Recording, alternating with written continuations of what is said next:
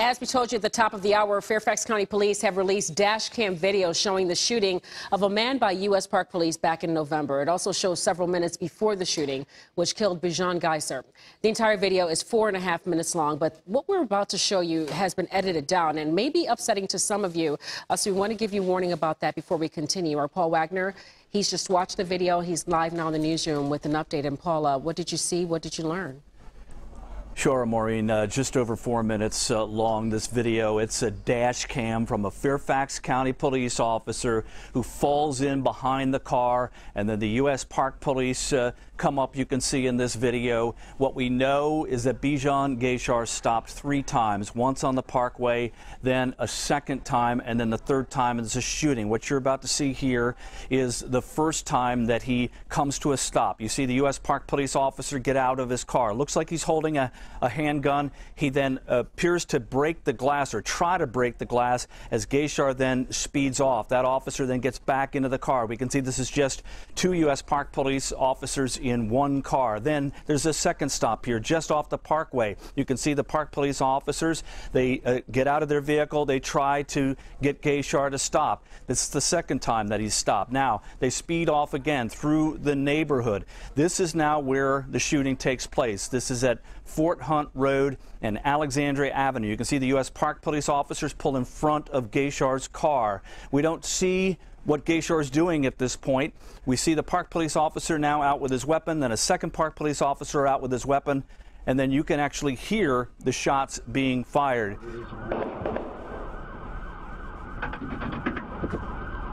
Fort Hunt Alexandria Avenue and Park Police is firing shots at this area.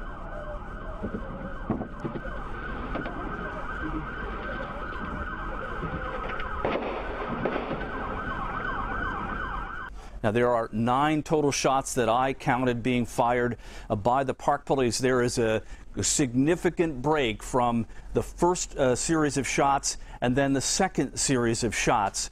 You can see Geiser's car just kind of creeps up alongside the Park Police, and then more shots are fired, and then the car ends up in the ditch. When we got down to the scene and started taking video of the scene, we saw that car in the ditch, and no one explained to us how that car ended up there, but now we know. The shooting has been controversial from the very start, simply because the U.S. Park Police would not share any details whatsoever of what took place. What we know about what happened is really coming from the Fairfax County Police and Chief Ressler, who said that he wanted to release this video as soon as the FBI said it wasn't going to cause any trouble in their investigation. You may know that the U.S. Park Police asked the FBI to conduct an investigation, and what we know is the FBI is conducting an investigation, but the FBI has also not released any information in this case. It was just last week that Fox 5 obtained a copy of a police report of the accident that took place before all of this started. Now, you may recall that there was an accident on the George Washington Parkway just before Slater's Lane. And what we know now is that Bijan Geiser, and you can see he's here in the car to the right there, and then he takes off. He was hit from behind in a fender bender in which there were no injuries. The big question here is, why did Geiser take off? We know from talking to the driver of the striking vehicle in that accident. He's an Uber driver. I spoke to him on the phone.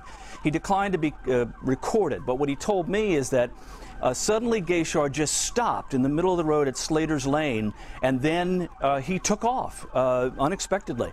And at that point, it was after he had gone through the city of Alexandria and had gone onto the George Washington Parkway down in Fairfax County that the U.S. Park Police spotted his car and then began to follow him.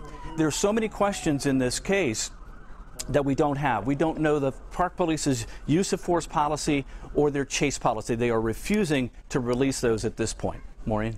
Real quick, because yes, this does open up a lot more questions than we had before. I'll ask you this. I know you're going to work on this throughout the day today. You'll get us the latest updates at 5, but only because we have very small televisions in here that we're trying to watch on, and I know you watched the entire video.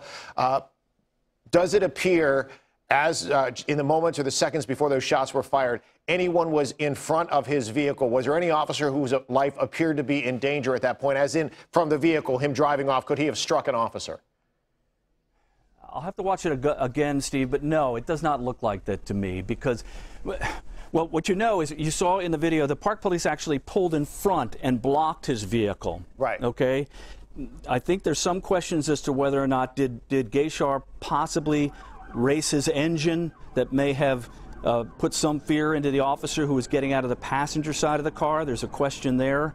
But then you saw he was just creeping along there before the shots were fired. And then after the shots were fired, the car then went into the ditch. So there's just so many questions here as to why those officers decided to open fire. And again, we don't know the names of those officers, and we don't know if those officers are still patrolling the streets. We did get a release from the family of, a release from the lawyers who are representing the family. I think we have that. Do we have that to put on the screen here? It says, no one was even close to being in harm's way until a pair of U.S. Park Police officers repeatedly shot Bijan at close range as he sat unarmed in his Jeep on a residential street. We don't know why the U.S. Park Police officers shot Bijan multiple times or whether those officers are still patrolling the area's parkways. We're going to, of course, follow this story. We know that the lawyers for the family are going to speak with us later today, and we'll have full details tonight at 5 and 6. It's disturbing. Paul Wagner, thank you for staying on top of it. More questions certainly from this videotape. Okay, we'll be right back with more Good Day on the other side of the break.